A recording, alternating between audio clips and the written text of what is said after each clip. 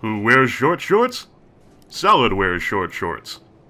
Hi everybody, on here again, for more I Played a Thing, Dark Souls 2, Scholar of the First Sin, and with me today is Bandit Salad.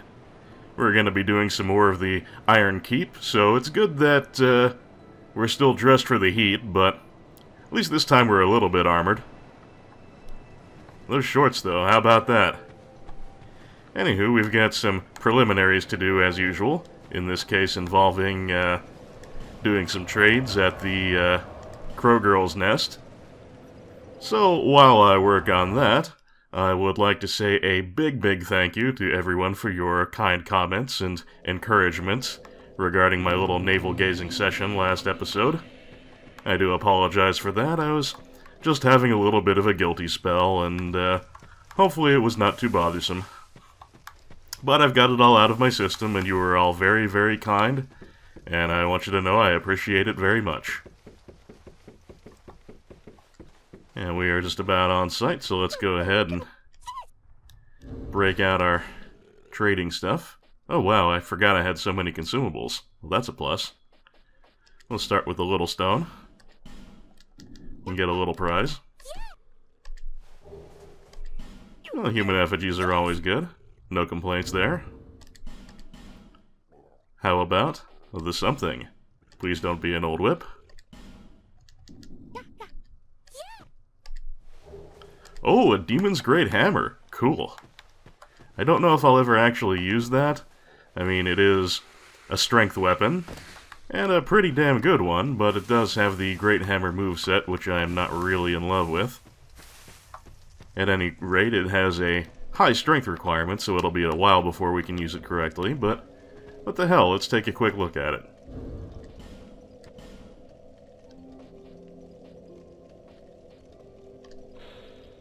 A great hammer made of unknown materials. Perhaps it is stone, or even wood. The origins of its name are unclear. Its tremendous weight suggests that it was never intended for humans. Perhaps it was... Sorry, I can't talk already. Perhaps it was an offering to the demons that appear in legend. Well, any of you who are... Oh, hey, it's another bandit. Hey, dude. Anywho, for those of you who are well acquainted with the previous game, Dark Souls 1, you will have seen that weapon, no doubt. It was used by the very first butt demon, the Asylum demon, which was basically the tutorial boss. And, if you were able to defeat the Asylum demon in its very first appearance before you had your equipment back, you could get that Great Hammer as a drop from it, guaranteed. And the easiest way to do that was just to take the black fire bombs as your gift and just spam them all at him. That would drop him right quick. Anywho, let's see, what else? Oh yes, I should probably gain some levels, but first I think we used up all of our, yeah, I could use some arrows too. Yeah, we used up all of our large Titanite last time, just about all of it anyway, so I am going to stop by McDweef's and make a couple purchases. I can restock on my arrows and get a couple more large Titanite from him, just to have some in stock. And while I work on that, I would like to bring up another thing. You may recall in Earthen Peak I talked about there being grave wardens there, and I don't really know why. Because, you know, they really belong in the Undead Crypt. However, our very long-term and very faithful friend of the show, Mr. Justin Carpenter, had a pretty good idea about that. He observed that the Earthen Peak is the site of a whole lot of death. Like the workers in the poison mines and the windmill. We did find a lot of corpses there. A lot of them just died right down in the poison pits or, you know, working in the mining areas. We found a number of corpses with fading souls on them there. So, yeah, no doubt, since those folks were probably never going to get a proper burial, some of the gravekeepers moved on in to watch over their final resting place. Makes sense, after all, as their equipment says, It doesn't matter if you're a king or a pauper or no matter who you are, they look over everyone all the same. So, thank you, Mr. Carpenter, for that bit of insight. Had not occurred to me. Bearer of lest. And before we get back into the action, we will just do a little more leveling, because that is how we do. And we need vitality. We don't really need endurance right now, but we can get one more thing. Part of me wants to grab some more adaptability, but I just feel like dropping a point into strength right now.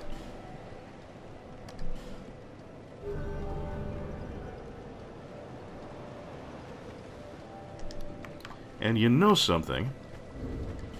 It also occurs to me that, yeah, I have all of these consumables, which may be enough for another level. We'll find out.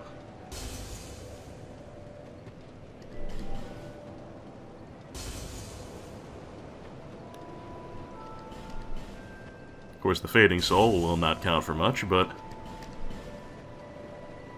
hey, that was somebody's life, you know? We'll try and put it to a good use. Bearer of lest.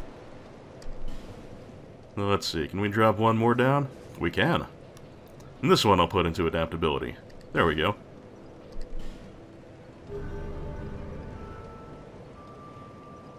Gotta get that agility up. Alright then, back to Iron Keep. Oh, and it's one of the multiplayer hotspots right now, too. Well, that's interesting.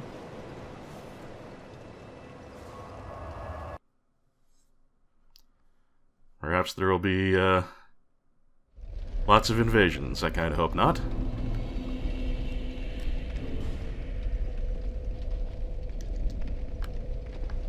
I have my, my Bellkeeper seal on. I'm actually kind of surprised so close to Belfry Sol that it's not glowing right now, but perhaps that's just because of our proximity to a bonfire and a boss arena. Oh, no matter. Before we proceed further on into the level, there's something I do need to take care of here. And that is, if we go down to the boss arena where we most recently fought the Smelter Demon,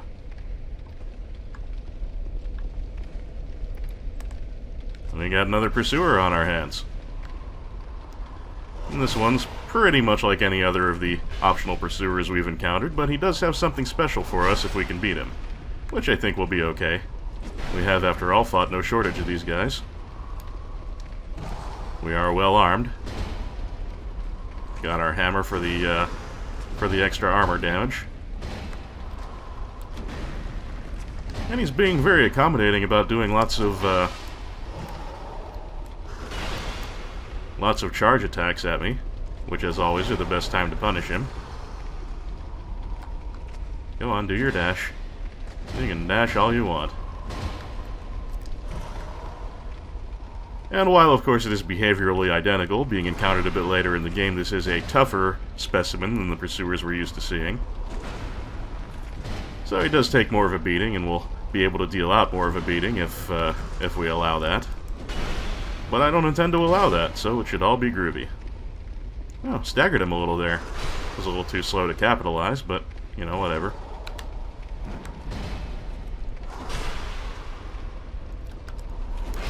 Oh, those big jumping hits are always so satisfying. No, you're not going to shield bash me.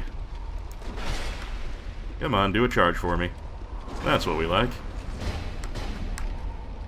Alright, we got him below the 50% mark. Should not be terribly long now.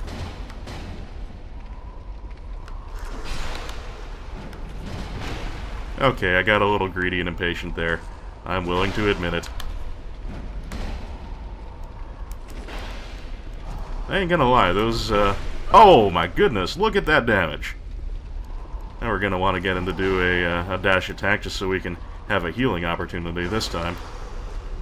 There we go, chug-a-lug.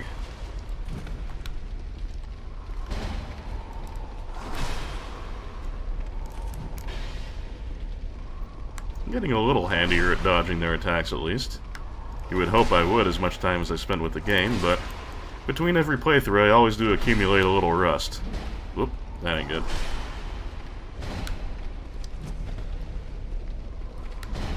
And I'm doing okay at dodging the attacks that Oh, God, no. He was getting his hits in. I am taking a few more on the face than I usually do in these pursuer fights, but this one is a somewhat tougher cookie, so I guess that's the risk when the fight goes a little extra long.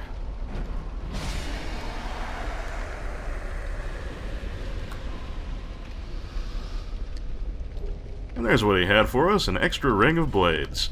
And in this case, it is a ring of blades +1, so it's better than the one that we previously had.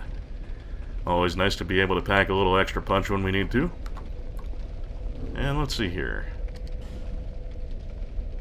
Wow, we're able to gain yet another level. So, you know what? I'm gonna tempt fate. We'll see how long it takes for me to regret this, but I'm just going to hang on to my souls for the moment. And we are going to proceed on further into Iron Keep.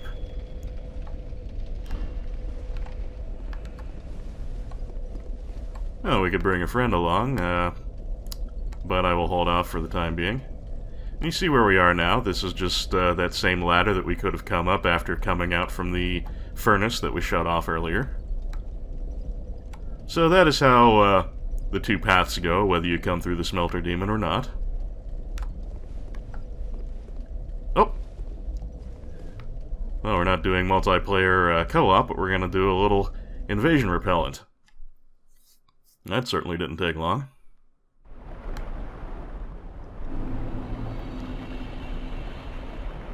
Dragon Rider Distrain. Interesting. I guess that's another person who is here to repel the invader. Well, it's always good to have help. That gives me a better chance of acquiring a chunk. And there's our target, Valen. Let's get him.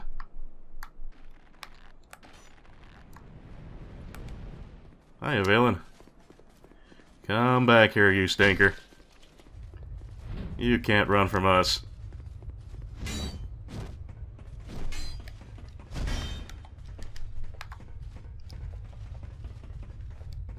Well, maybe he can. Or maybe he's just waiting to ambush us at the top of the ladder. Nope, not really.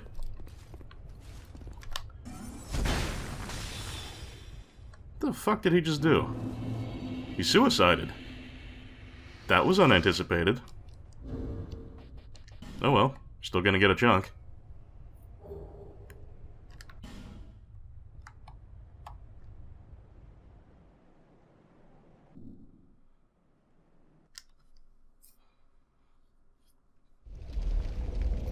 Now what we're gonna have around here in terms of enemies is mostly going to be more alone knights and alone captains. And as you can see in the distance there, some ironclads. So lots and lots of armored enemies, so really the hammer would be the most sensible weapon to employ here, but I want to give the Zweihander a little screen time, so I'm going to use that for the moment.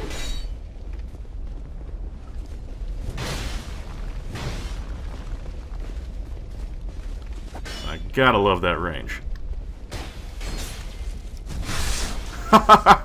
Not to mention the backstab is that massive golf swing that flips them around 360 degrees. That is wonderful.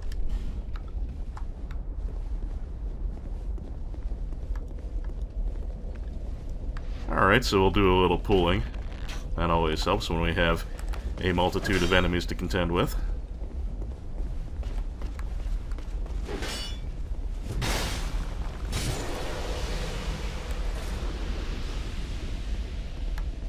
And yeah, this is really just more alone knights for the moment. Nothing we haven't handled before, and nothing we can't handle again.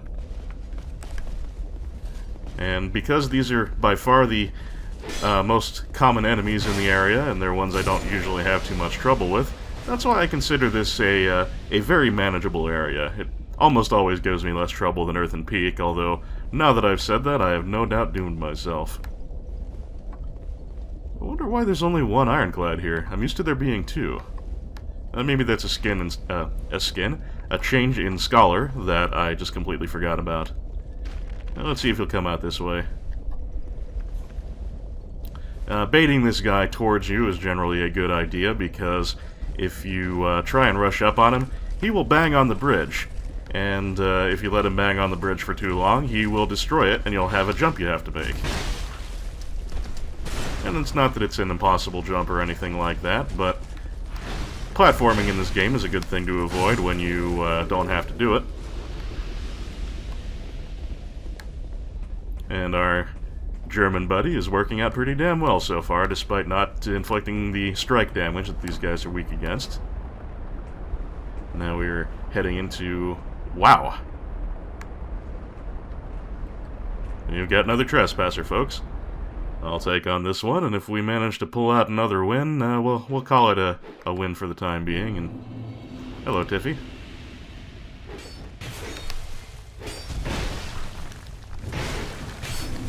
Myrtleized! Ho ho ho ho! I gotta admit, I'm bad enough at PvP that when I actually make a good kill, it's very, very satisfying.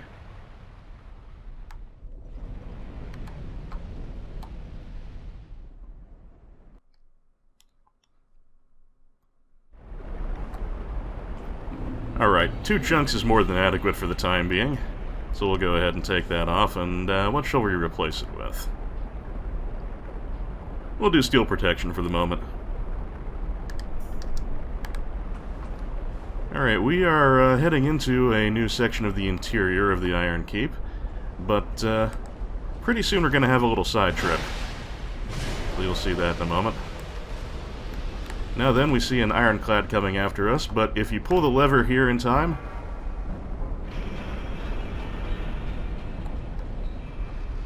you can drop the bridge and put him in the dunk tank. It's always fun when you can use the traps to your advantage. And we've got an lone knight with a great bow on the scaffolding that we just lowered, so we'll treat him how to... Treat him? We'll teach him how to use a bow properly. Hint, cover is often very helpful. Alright then. You remember I mentioned we were heading on a little side trip. Hooray for Dora indeed. Well, if we head this way, we can make our way to Belfry Sol, that very area that we were just defending. So we the hunters will probably soon become the hunted. We just need to pop a little Pharaoh's action there.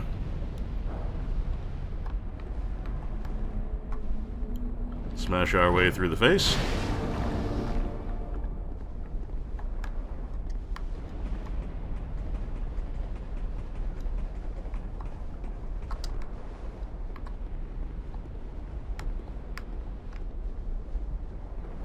And there's a bonfire, which is handy if we ever want to do a quick revisit of Belfry Sol. First, a treasure.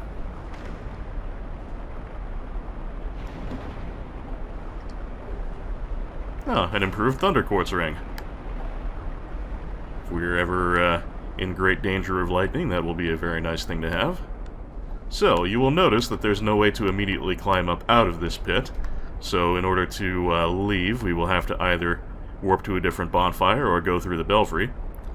Since I've got a good amount of souls in my possession, I'm going to start with a quick run back to Majula. Do a little quality spending. And then we will make our way to the belfry and see if we can make it through as the invader.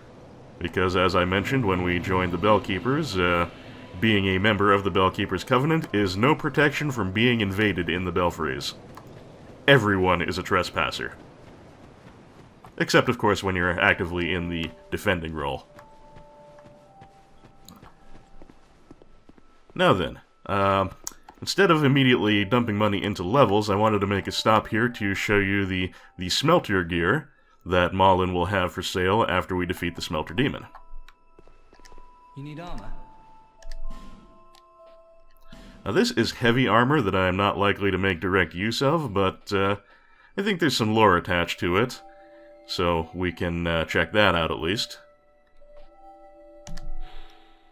Armor of the Smelter Demon, a great mass of iron that was given life. High fire defense. The old Iron King was possessed of a great bounty of ore, but was incinerated by a creature that rose from the infernal depths of the earth. Yeah, that whole building his castle out of really dense heavy iron just didn't really work out for him well on any level, now did it? And it's a little bit expensive, and I don't really have a practical use for it, but I am going to buy the hat. Is there any other info here? No. I am going to buy the hat just so I can do one thing. Thanks for the purchase. Do come again. You betcha, Mullen.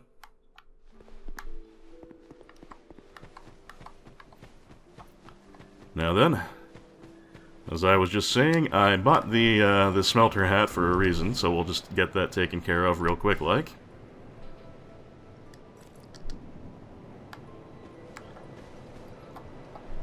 Sphincter-Face, Sphincter-Face, check me out, I'm the Sphincter-Face. Can I shit from my mouth? I'd prefer to not find out. Oh yeah, I am the Sphincter-Face.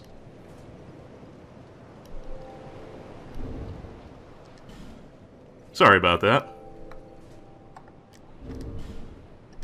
Ahem. Now then, back to business. We've got a belfry to explore.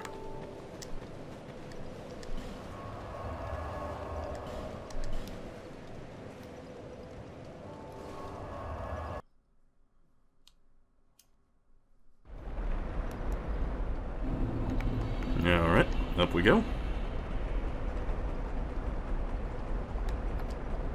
Actually, you know what? Scratch that. Pardon the delay, it occurs to me that I still have enough money for a level here, so I really should probably spend it.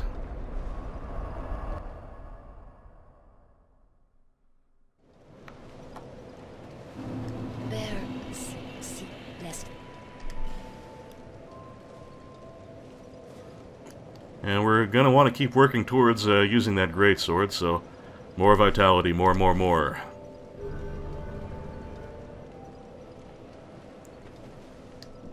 Alright. No more delays, hopefully. We will get down to the belfry business at hand. Don't have to worry about dropping a big pile of souls on the floor when we lose to the invasion that will inevitably occur.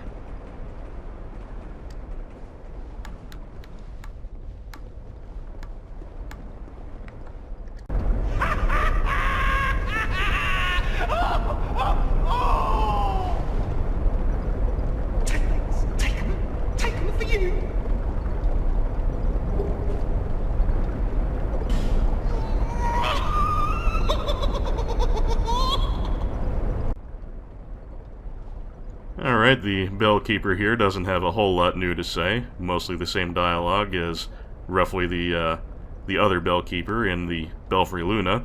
But he did give us a little reward there, and I think that's for our successful tower defenses.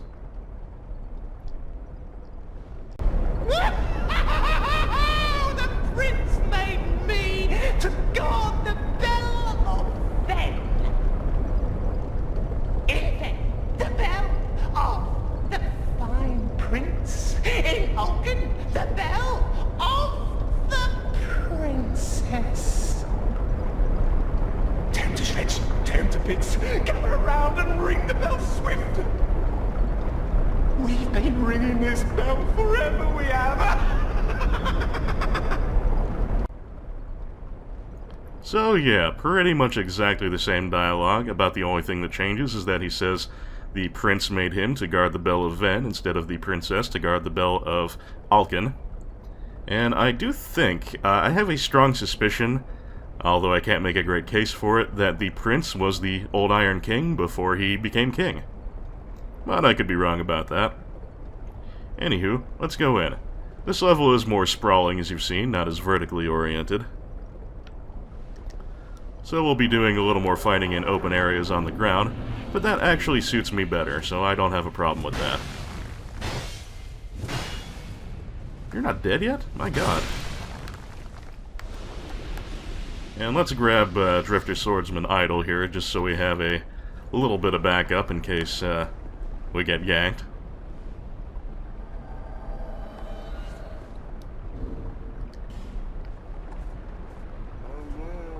Hello!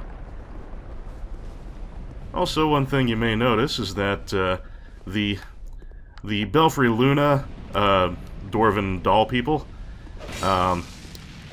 they had axes enchanted with dark power, and they could do some dark elemental damage with those.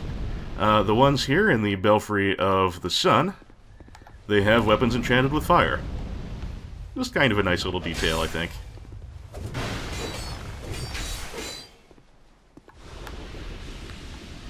Ah, me oh my. These Ultra Greatswords are quite nice for poise damage and stun locking, I must say. I think those guys might be too short to backstab. Hassan Chop. Alright, any goodies down here before we move on? I do not remember exactly where all the treasure is in this area, so we'll want to be fairly thorough. Of course, the more time we spend here, the more likely we are to be invaded, so we want to keep our pace reasonably brisk. Just really don't want to miss out on any of that good stuff. Now this guy, with respect to both his great shield and his great sword, seems to be more or less a copy of the Red Phantom we fought at the entrance to the Undead Purgatory. Ooh, watch that backswing. Thankfully we dealt with him a good deal easier. Anywho, let's see, anything around the tower? Yep, there is. And a very nice treasure it is. So over here is the bell switch already. So we got it rung, the exit is now open, and we'll have a pretty straight shot to said exit because, unlike Belfry Luna, this bell tower has no boss. Just a larger number of enemy phantoms, like this gentleman with a double set of Avalons here. The Avalon's that repeating triple-shot crossbow that was in the original game as well, although it's a bit hard to get and I didn't actually succeed in getting it in my own LP. But yeah, that guy is just dual-wielding Avalons, like it ain't no thing. He can't do jack shit at close range though, so sucks to be him. Let's see, I want to say there's some treasure kicking around here somewhere, and I think I see it. Ooh, more Symbolded Spice. They're being very generous with the incense around here, and I do not mind. Oh yeah, those little shits are going to shoot at me, so we might as well go down there and mix it up. Oh my god! The damage. The damage, the damage.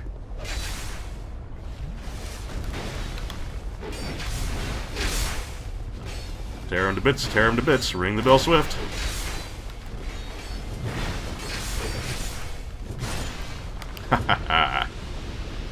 Can't hold up against that double team. Oh, and we got the Phantom's Great Shield there. I didn't even know he could drop it. Ooh, and we got a bonus Flame Swathe. Not complaining about that either.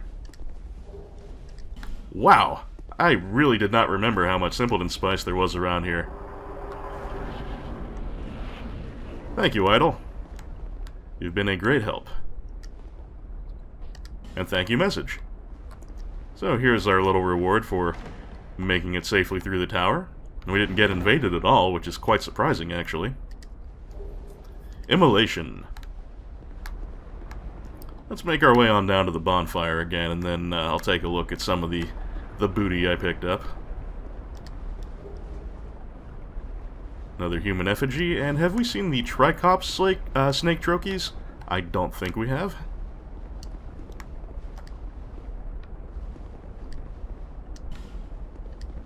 Oh, you silly message people. Alright, back to the keep we go. Is there anything up here that I need before we drop down? Nope, just being safe.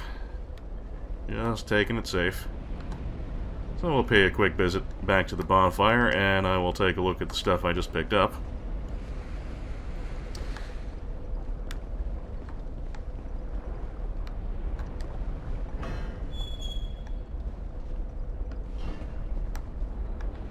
Well, actually, it occurs to me if I actually went to the bonfire, I'd have to go right back through the belfry again, so it should be safe enough in here.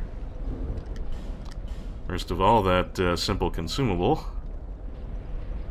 Yeah, that's our first of those, so, Triclops snake trochees. Try saying that 6 times fast. Trochees that exude the scent of rust. Temporarily boosts Petrify resist. And it's just the same flavor text about St. Elizabeth, so we can skip over that. Immolation, however. A pyromancy that creates a coating of flame, allowing the caster to incinerate nearby foes. Needless to say, this is a perilous spell that burns the caster while active. If a person is truly desirous of something, perhaps being set on fire does not seem so bad. I don't know why, but I find that kind of funny. Anyway, this is not a terribly useful pyromancy. As it implies, it sets your whole body on fire, and you will have a damage aura, just like the Smelter demons. Just being near people will make them hurt. But you will also hurt as well, because you are on fire.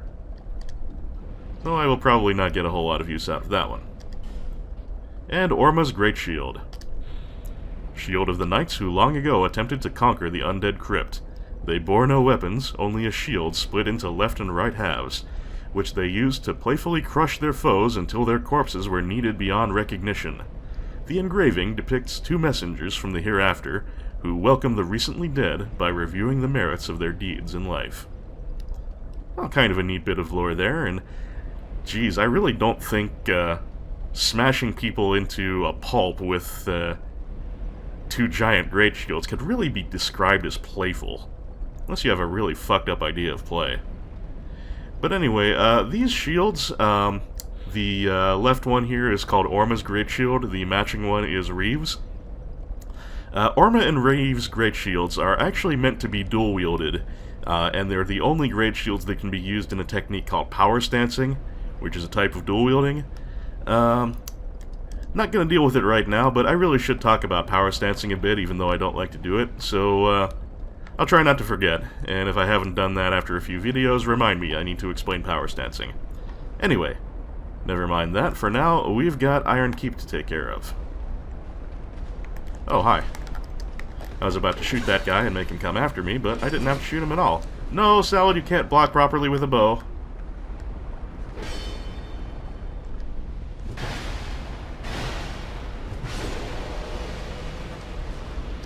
That calls for a drink. Oh, and the Ironclad wants to get a piece too. Well, we can live with that. All that fighting just made him want a piece of the excitement. Well, if he'll just kindly take a swing on me,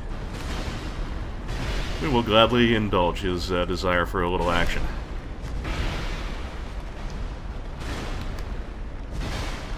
No, Salad, that's not how.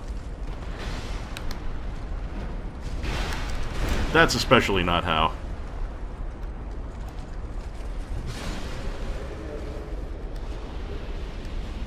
Ooh, free large Titanite. Like that even better than the armor drop from those guys. What about you? You want some? I believe he does. Well, like I always say, make him come to you. One night alone, just you and... How am I even targeting that? Oh, the bridge hasn't come down. No wonder that Ironclad was able to come over to fight. I guess doing the whole Belfry thing made this rise again.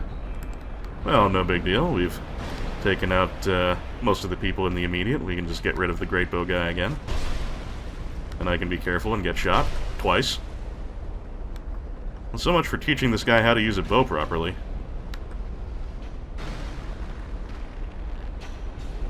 I don't want to run through all of my Estus already, so we'll top up with some life gems for the moment. Alright. No, Salad. I want you to equip your shield. Very good. Alright, we got... Yeah, we got a little side path then. Oh, Lizard. I always forget about him. Oh, hi there. You saw me from a long way. Well, we can exchange arrows. I'm perfectly fine with that.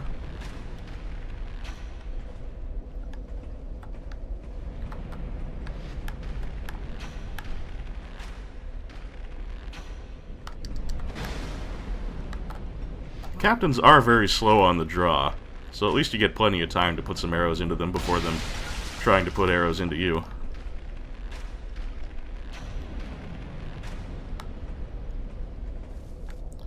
They're selected for the captain rank for their height, not for their actual bow skills.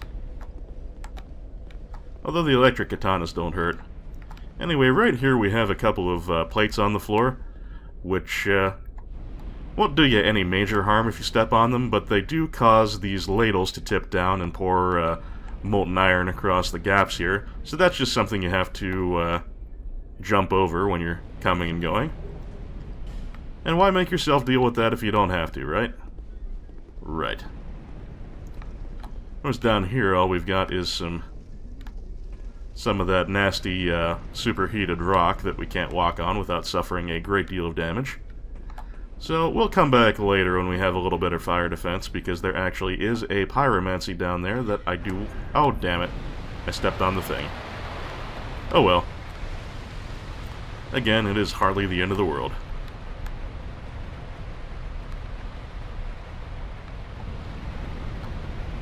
We got more of those flamethrowers here, but as I mentioned, we will eventually come across a lever that will turn them all off, including the ones right here. You're just gonna walk right through the flame? No, he at least waited till it was off. Okay. Oh, can't get knocked off there. That would be extremely bad.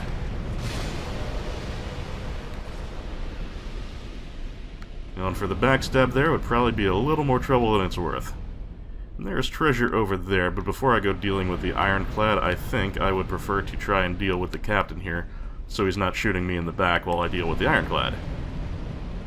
See, I can think things through occasionally.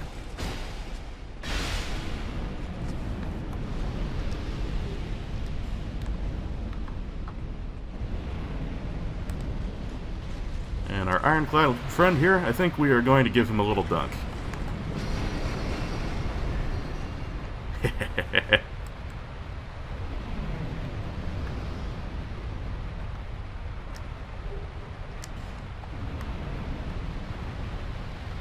Doesn't this thing eventually tip back up? I thought it did, but perhaps not.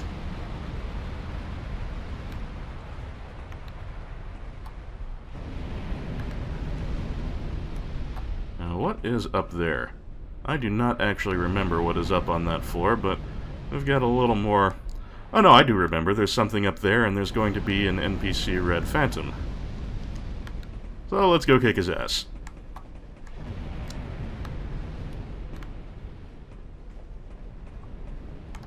The invader we're about to encounter here is... Oh, there's an Alone Knight first. There's two Knight Alone. Two Knights Alone. No, I said I wouldn't get back into that.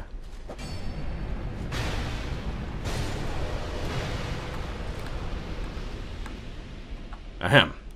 Now the invader, as I was saying, that's going to come up on us now, is a new one to Scholar of the First Sin.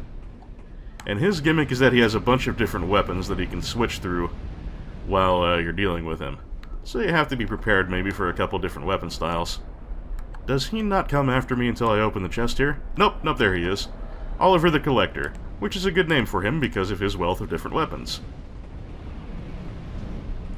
And he's wearing the ring that causes aggro, so I don't know why he's doing that. He does have a rather nifty Minotaur mask, which if we're lucky he might drop for us, but it is by no means guaranteed.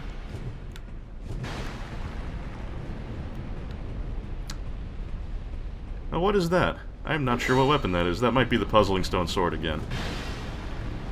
One funny thing about Oliver is that he's carrying so goddamn much that he is very heavily encumbered and has to do the fat roll. No, you don't.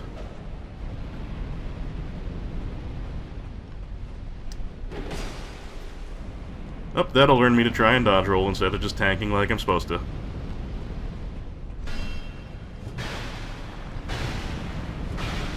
Tanking and revenge. It works out very well for me most of the time, especially with something as hefty as the Zweihänder. What is he even using now?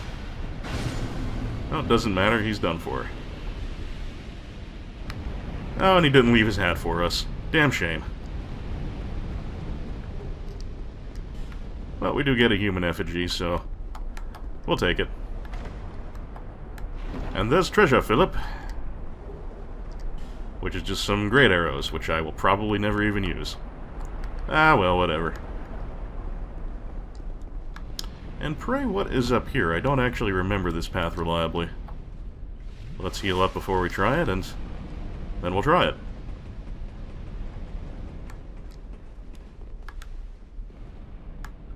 Okay, well, the first thing here is another hot tub. But the hot tub is not something I particularly feel a need to spend a lockstone on. Oh, okay, I think I remember where I am now. There are gonna be a bunch of captains up here. 1, 2, 3. Count them, 3 captains. Maybe we should try and do a little sniping if we can get an angle on them where they're not gonna shoot us. Can we do that?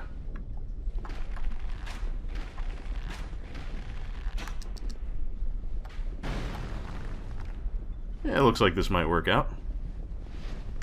Oh. Gotta have a care, though, because that one's definitely well aware of our presence at this point.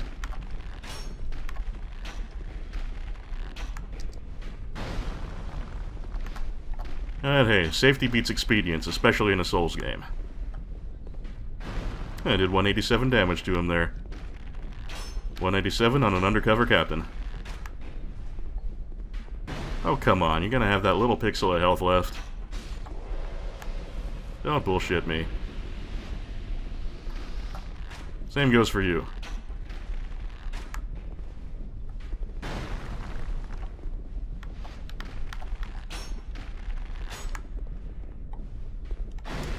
Sorry, folks, I know, me just sniping at people gets a little boring, but in situations like this where we'd have multiple enemies, crawling up on me, I assure you it's less boring than me dying and redoing the area would be.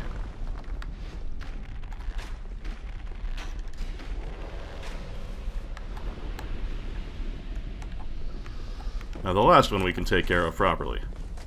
Oh, you're gonna draw on me at this distance? Bad move, brother.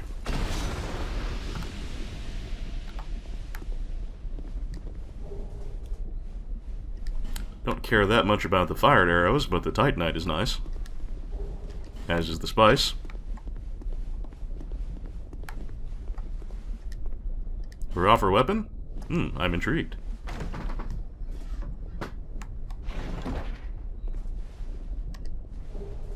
Ah, Black Knight Great Axe. Don't know if I'll make much use of that, but it's nice to see the Black Knight gear is still hanging around. It is a great axe wielded by knights who served a Lord of Light in a long-forgotten age. Even after their flesh was charred by flame, they remained as strong as ever, and stood watch, challenging visitors to their land. Now, that's not really a long-forgotten age, it's one we have a very vivid memory of. The Black Knights of Lord Gwyn. They certainly gave me a share of headaches, too. Now we can carefully drop our way down this way. Pick up the shiny.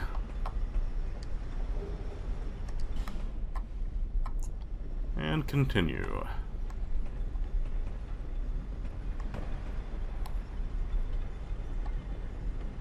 Let's see, is there going to be a knight there?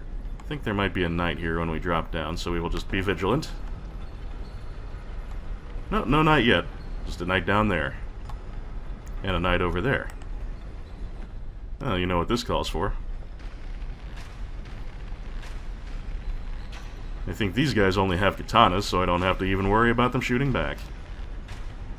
I do, however, have to worry about them dropping out of range, but at least he's badly hurt, so if we have to tangle with him in the future, then at least we'll have softened him up for us, right? Right. Yeah, that got your attention, didn't it?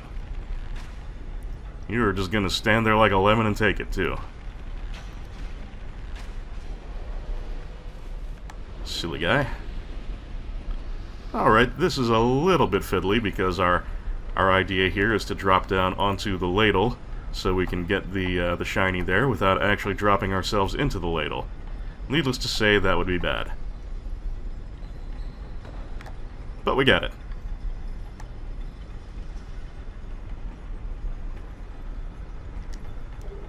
And at long last, we have the covetous gold serpent ring, which we don't really need so much because we have our item discovery headgear, but it's here if we need it. Oh, that's right, we already have the +1 from Magarold, so that's even less notable, but whatever. And I'll just bet this is Don't Give Up Skeleton. Like clockwork.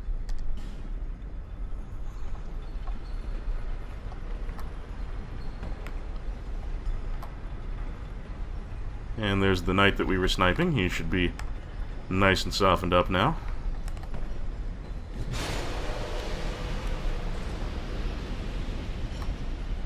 And down here, if I'm not mistaken, is just the other path we could have taken to get to this spot. But let's confirm.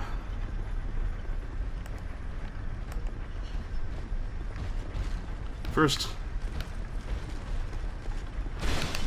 there's an ironclad in need of a slaying.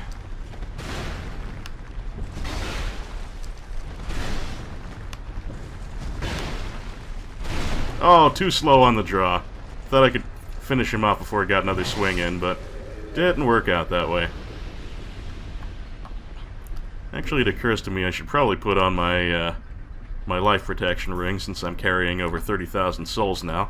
Wouldn't want to leave those on the floor somewhere and be able to, or be unable rather, to get them back. Yeah, okay, I think I know where I am. But let me just explore and make sure I haven't missed anything along the way. That's quite a smelting operation that the old Iron King was running here. Makes it sort of quasi-ironic, I suppose, that it was a smelter demon what did him in. Oh yeah, I remember this bit. There's a guillotine blade here, in the middle of the hall for some reason. You can raise it. And if you time it right, you can make it fall on one of these ironclads. As a matter of fact, to get this guy's attention, I think that's what I'll do. So this will fall again after a while, and you don't want to be under it when it does, so I will just let it fall before I go and attract my friend's attention here. Then we'll see if we can get him to be executed, shall we say. You just stay right there.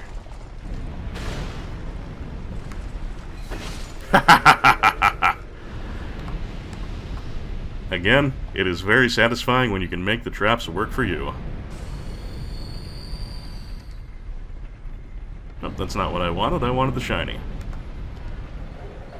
There we go. Have we looked at ironclad gear before? Let me check on that. Don't have the helmet.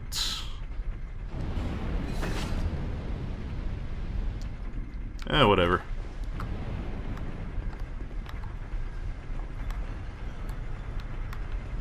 Oh, right, this is the side I came from.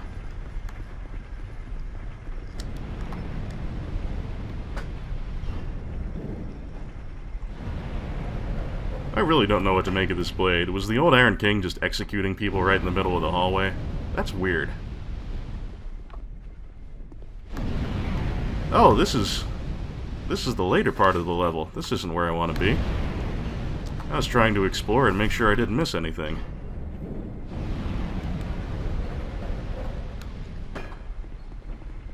Alright, I think I've got my head around this. This fog gate up here is the other side of the one we saw in the main hall. But let us... A kind man.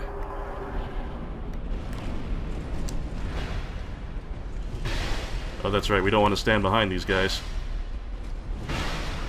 A kind man is an actual invader, not an NPC phantom. So we will want to be on our guard, and I am suddenly very glad I put on that life ring.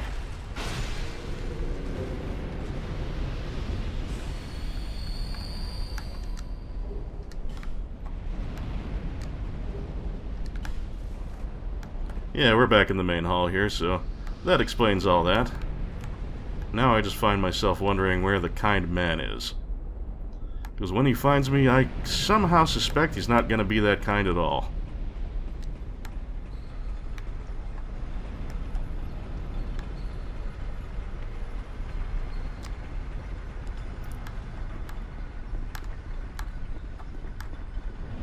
Where are you, you stinker? I don't want to encounter him in a narrow hallway. That would be no fun at all.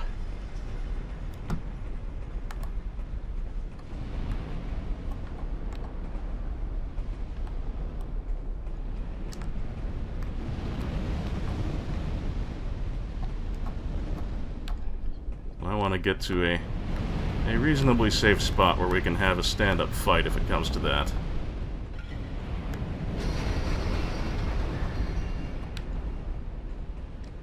I should be careful about stepping on the traps, I think. Anyway, if we're able to defeat this guy, then at least all the enemies are cleared out and we can fairly easily find our way back. Oh, there he is. There's our friendly friend.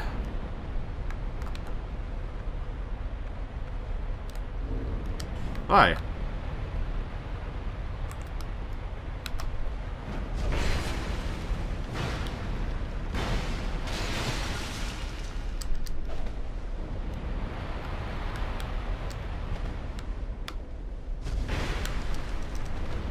No, you don't. Oh! Yeah, remember when I mentioned power stancing? This gentleman is doing it.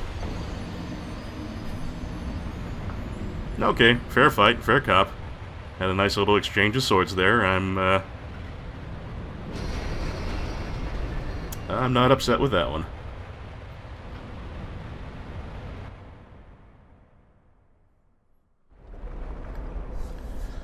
Alright then, since we had a death, that's gonna respawn a bunch of enemies, so bear with me. I'm gonna run back to Majula and repair my ring. And I will rejoin you in just a little bit when we can pick back up roughly where we left off.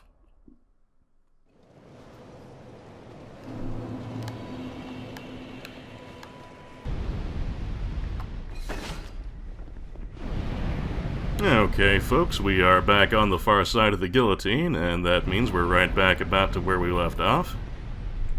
This is the location that I briefly poked my head into and then remembered, oh, this was not the way that was full exploration. So let's continue along on this path. Mind the spiky walls. Maybe this is some kind of torture chamber. And what we're gonna do is roll up the ladder here, and then we should be approaching our next bonfire. But we're not going to leave off quite yet. There's still a little more we can do. Because this bonfire is going to be the one that puts us very close to the end of the Iron Keep. We made pretty good time.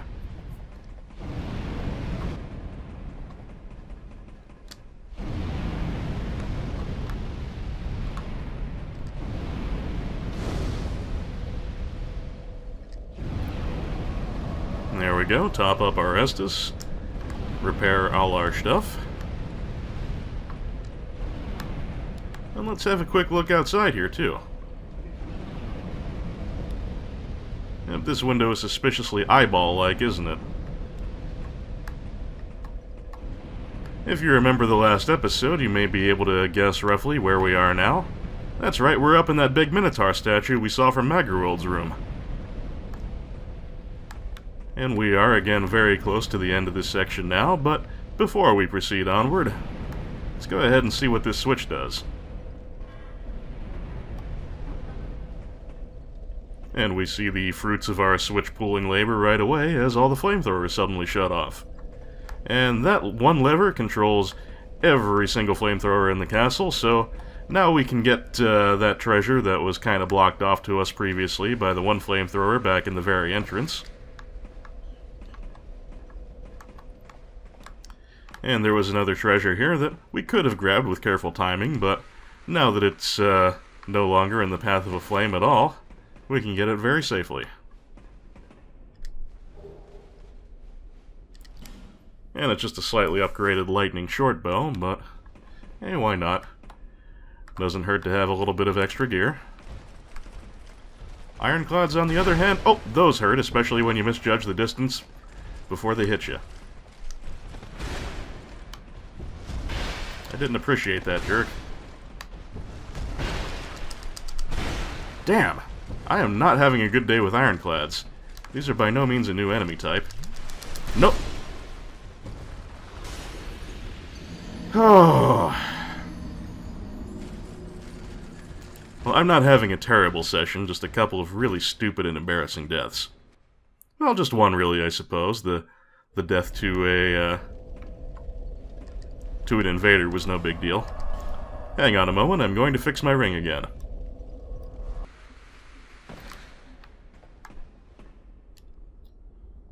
Okay, here we are again, a little bit poorer, but alive and well.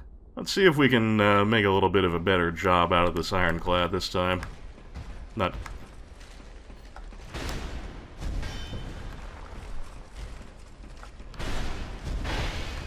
Bait and punish. Bait and punish.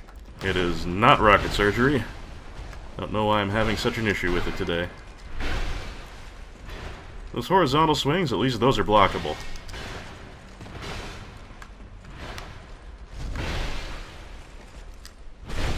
Ah!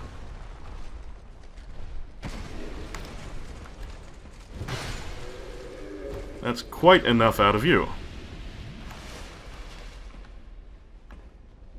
And we've got a boss up ahead, and it is going to actually be the boss of this entire path, including Huntsman's Copse and the Harvest Valley, Earthen Peak, and finally the Old Iron Keep. It is, it's going to be our next well-endowed, our next possessor of a wondrous soul. And we'll be one step closer to meeting with the king, and then hopefully figuring out what the deal is with our curse. Manhunter O'Hara here is a new NPC summon for Scholar of the First Sin, and she is exclusively a shooter. She's got, on her back there you see a crossbow, and in her hand she's got a great bow, so she'll be providing range support for us.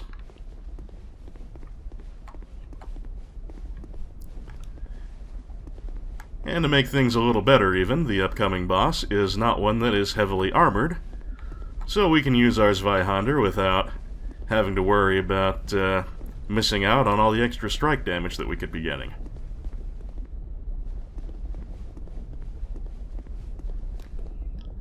Alright, I don't think there's too much that I have to tell you about this section before we just do it. Except that I think off there in the distance is where we had our chat with Magarold and looked right out here. Anyway, let us go ahead and do battle with the next of the Nameless.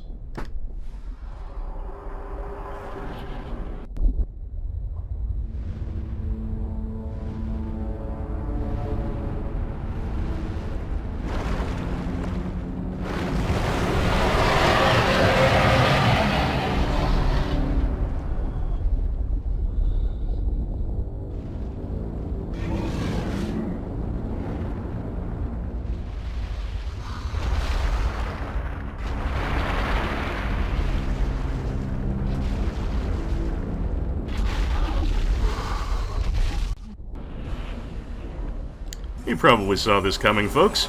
Chernabog here is the Old Iron King himself. After all, the Old Iron King, we've only heard a title for him, not a proper name. Oh, gotta watch that timing. You really don't want to tank this guy too much, he just hits too damn hard and will blow right through your guard. But if you're careful, you can roll out of the way of his slow but powerful attacks and damage his hands.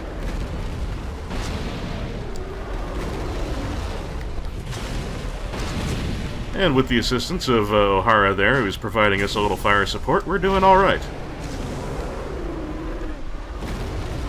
And as you might expect, this big demon motherfucker does have some fire attacks, but they're actually less damaging than his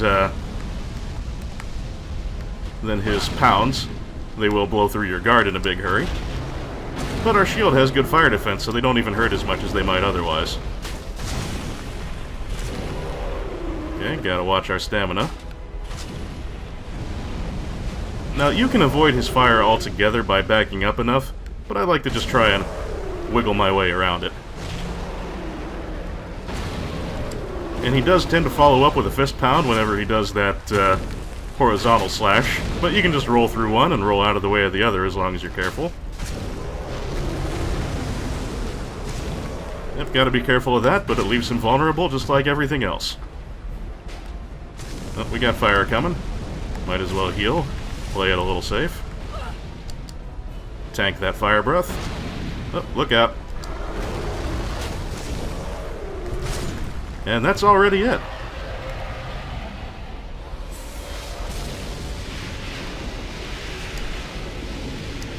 Good job, O'Hara. And just like that, we have acquired the soul of the Old Iron King. Now you may recall that the Old Iron King was incinerated by the Smelter Demon with a single swipe of his flaming sword.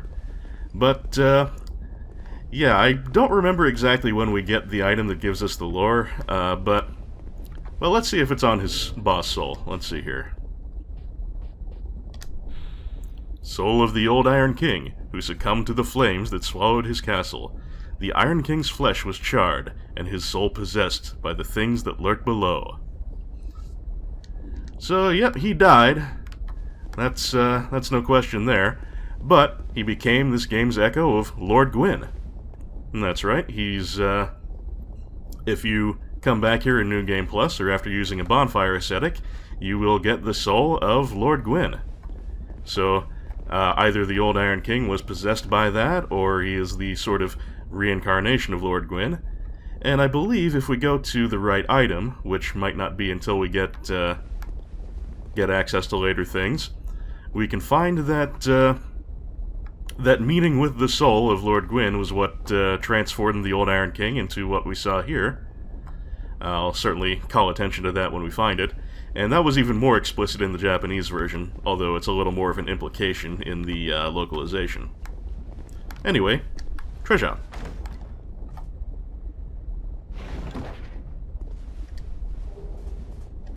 And it's a something. I like something.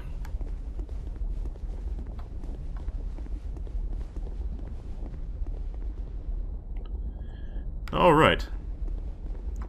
So here we have our next primal bonfire, and just like the one after the Lost Sinner, we will have to take this one back to Majula. We can't warp anywhere else. But first, I am just going to show you one thing real quick here. This is actually the teleporter to one of the DLC areas. Now, in the original release, before Scholar, you would get the item you needed to access the DLC as soon as you bought it and downloaded the patch enabling the DLC. In Scholar, since all of the DLC is included right with the purchase, we will actually have to find the key somewhere in the world. But the DLC is one of the last things we'll be doing because it's harder than anything in the base game, so we will cross that bridge when we come to it.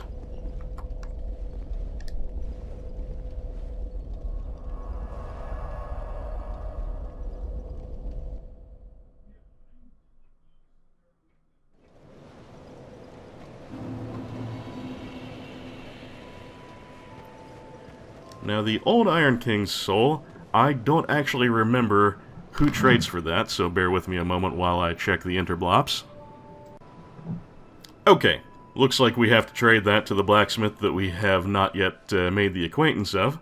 So, yeah, we will just hang on to that for now. I do, however, think that this, being our second of the old ones that we've beaten, is going to be another time that Melentia restocks on Brightbugs, so let's check on that. I knew you'd be back. I always come back.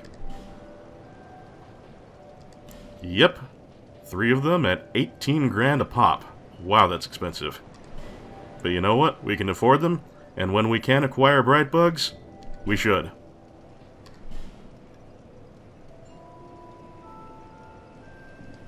Thank you kindly.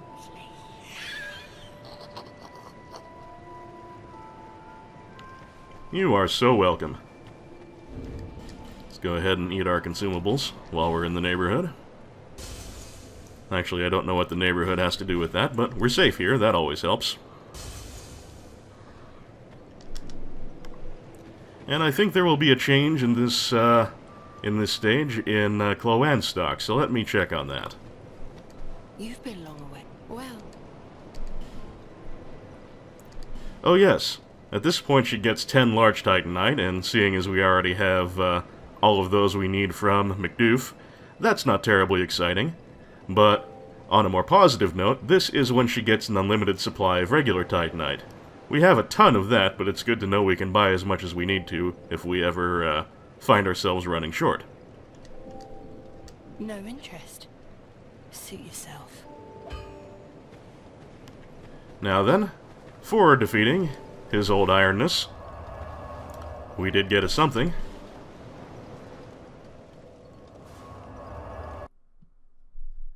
And when we get a something, we trade it in.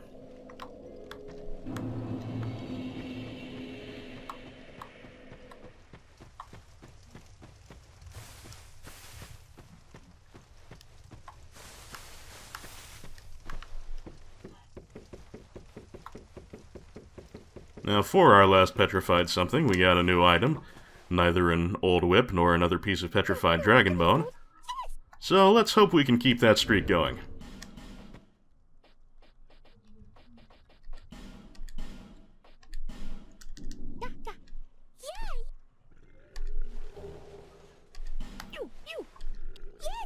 And the white ring. That's something new. I'm going to just slide on down the ladder here and we'll give that a look.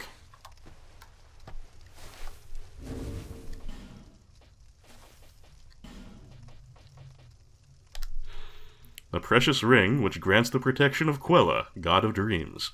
Makes its wearer appear as a phantom, misleading invaders. He who sets the trap must be wary, for traps are known to spring upon their owners. Now, it's pretty easy to tell whether you've been invaded or not, so I don't know who would actually be fooled by this ring, but I suppose in the heat of battle, if you're not sure who is friend and foe, if you have like a mixed group going on, I suppose that could make a difference. But anyway, this is what it does. It just makes you look like a co-op phantom.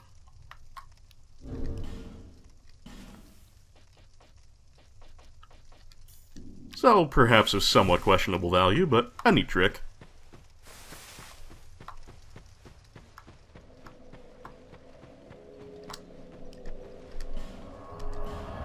And even after all that, I believe we should still have enough for spending on one more level. So we will do that, and then I think we'll be about ready to call it a day. The soul, your soul, has grown stronger still. I only hope it brings you what you wish. Well, thank you, Harold. Sorry about that. I was expecting Bearer Seek Seek Lest and forgot she actually had new dialogue after the second old one. So, you can just pause that if you need to. I do apologize. Alright, what shall we give ourselves now?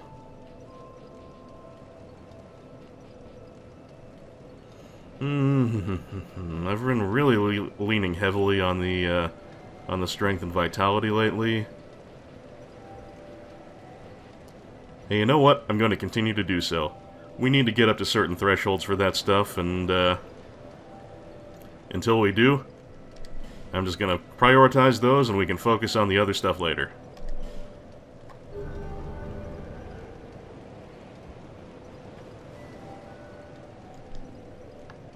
Alright, excellent. So, a pretty productive day. We did all of Belfry Sol and the second half of the Iron Keep, and we slew the old Iron King, the second of our well-endowed old ones, and got our second Great Soul. So that is 2 old ones down and 2 to go. We're halfway to gaining access to the lands of the king, and hopefully finding a way to rid ourselves of this silly dark sign that's been giving us so many headaches. Anyway, at the time of this recording, it is Sunday evening. I'm just doing a little of this before bed and before I run out of weekend. And tomorrow, which will be Monday at the time of this recording, Monday the 14th, I will be starting the new job. So, fingers crossed. I'm definitely a little anxious about it, but hopefully it will treat me kindly, at least on the first day. Perhaps I will edit in a little bit of caption or whatever on how that went. But, yeah. So, at any rate, I thank you very much for joining me. It has been a pleasure as always. I hope you are enjoying your week, and I hope to see you again real soon. Take care, and see you then. The second fall of the Iron King has been brought to you today by such generous supporters as Justin Carpenter, Nolden, Zangamarth, Charlie Dunst, Anonymous Benefactor, John Madigan, Johnny Millennium, Sanguine Games, Misha Van Doren, Craig Patterson, Frank Grizzy, Tim J., Lolo De Puzzlo, Joshua C. Ritchie, Jared C. Rice, Darren Chow, Sonic Rose, EX Potemkin, Alicia Goranson, Argyle Jelly, Mechasaurus, and DG Jono. Thanks as well to all of my other supporters. It has been a big help having that little bit of extra cash to get through the period between jobs. And my thanks as well to all you lovely subscribers, commenters, and watchers. Your moral support and enthusiasm helps keep me going too, and is very much appreciated. Take care, everybody, and I'll see you next episode.